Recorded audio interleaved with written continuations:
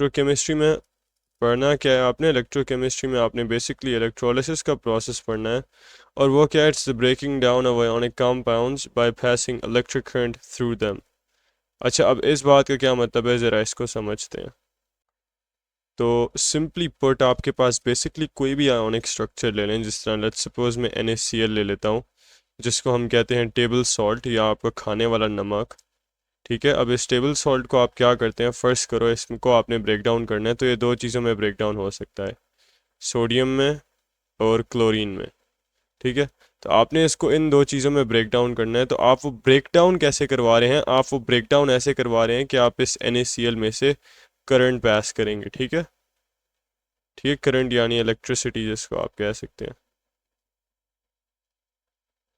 तो बेसिकली आप कर क्या रहे हैं, आप इस आयोनिक कंपाउंड को तोड़ रहे हैं। ठीक है, इस आयोनिक कंपाउंड को, इस NaCl को आप क्या करें, इसको आप ब्रेक कर रहे हैं। और ब्रेक कैसे कर रहे हैं, करंट उसके थ्रू पास करने से। ठीक है, तो that's basically the process of electrolysis. अब हमें ये तो पता है कि हमने करंट यूज़ करना है, और करंट यूज़ करके हमने आयोनिक कंपाउंड्स का ब्रेक डाउन करना है।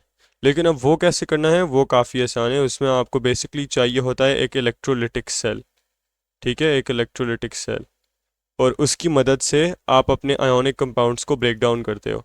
तो अभी हम लोग अपने कंपोनेंट्स को देखते हैं कि हमारे कौन से कंपोनेंट्स हैं जो एक इलेक्ट्रोलिटिक सेल में यूज़ होते हैं और उसको बनाते हैं, और वो कैसे वर्क करते हैं आयोनिक कंपाउंड्स को ब्रेक डाउन करने में। तो ये एक सिंपल इलेक्ट्रोलिटिक सेल है।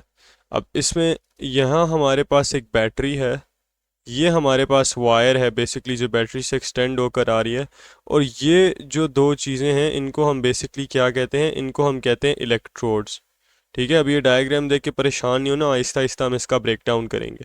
ठीक है, ये जो हमारे पास दो चीज़ें हैं ये हमारे पास हैं इलेक्ट्रोड्स। और ये जो लिक्विड है ना इधर, ये जो ब्लू कलर के नीचे है, ये जो बेसिकली इस ब्लू कलर के नीचे ये सारा है, ये लिक्विड क्या है, इसको हम कहते हैं इलेक्ट्रोलाइट, और इसको हम कहते हैं इन दोनों चीज़ों को इलेक्ट्रोड्स।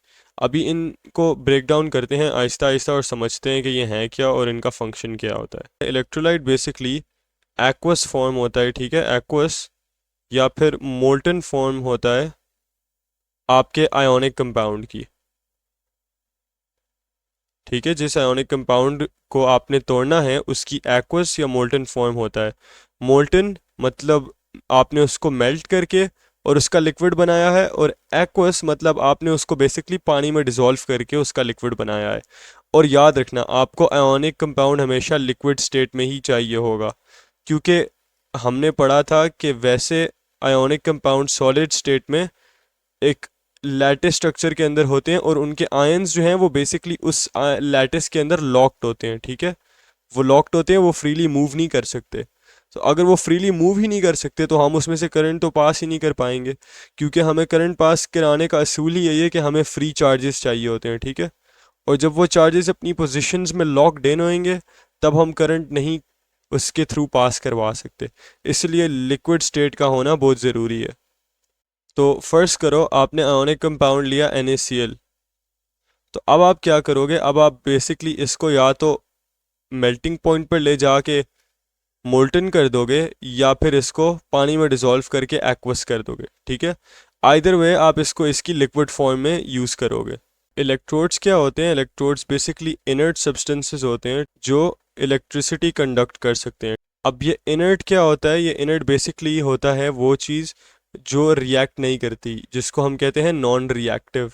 और इसका नॉन रिएक्टिव होना बहुत ज़रूरी है, क्योंकि फ़र्ज़ करो अगर मैं यही वायर ले लूँ, यही वायर जो है, और मैं इसको क्या करता हूँ, इसको मैं डायरेक्टली यहाँ से एक्सटेंड करके यहाँ पर ले आता हूँ। तो ये वायर क्या करती है, ये वायर जो है ये किसी मेटल की बनी होती है। वो मेटल क्या करता है, ठीक है, वो मेटल क्या करता है, वो बेसिकली इस इलेक्ट्रोलाइट के साथ रिएक्शन कर जाता है। और अब उस वो रिएक्शन करके, फ़र्ज़ करो आपने अंदर कोई कंपाउंड रखा था, ठीक है, कोई आयोनिक कंपाउंड रखा था, अब इस मेटल ने उसके साथ रिएक्शन कर दिया है। अब आप तो ऑलरेडी ये कंपाउंड तोड़ना चाह रहे थे, यहाँ पर आपके पास रिएक्शन होके एक नई मुसीबत बन गई। तो इसलिए आप क्या करते हो, आप इनर्ट चीज़ें यूज़ करते हो इलेक्ट्रिसिटी कंडक्ट करवाने के लिए। तो इनर्ट इलेक्ट्रोड बेसिकली किस मटेरियल से बने होते हैं? मोस्टली ये ग्रेफाइट के होते हैं। ग्रेफाइट क्या करता है, हमने पढ़ा था उसकी स्ट्रक्चर में कि इसके पास फ्री इलेक्ट्रॉन्स होते हैं, तो ये इलेक्ट्रिसिटी कंडक्ट कर सकता है और साथ ही साथ ये इनर्ट भी होता है। तो ये इस आयोनिक कंपाउंड के साथ रिएक्शन करके हमारे लिए कोई नई मुसीबत खड़ी नहीं करता।